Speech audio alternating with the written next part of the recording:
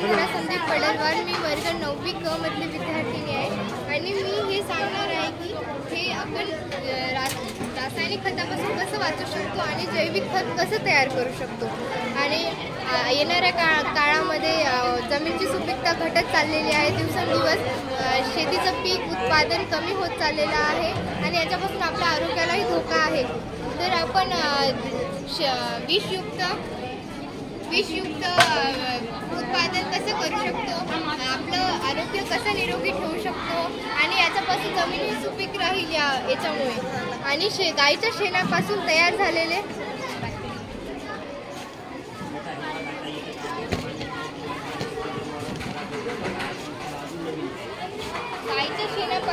हे बॅक्टेरिया तयार झालेले आहे, बेस्ट डिकम्पोजर बॅक्टेरिया।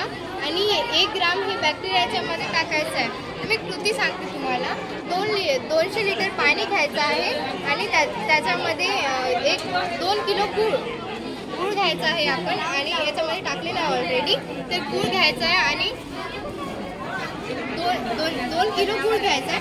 आता हे दाखवायसाठी मी कृती घेतलेली आहे का, याच्यासाठी मोठ्या टाक्या घ्यावं लागते आणि 1 ग्राम हे बॅक्टेरिया त्याच्यामध्ये टाकायचं आणि दिवसातून 3 वेळा हे हलवत राहायचं। हा मोटर इलेक्ट्रिक मोटर आहे, एरिएशन पंप म्हणतात त्याला, तुम्हाला दिसेल एरिएशन पंप आहे हे।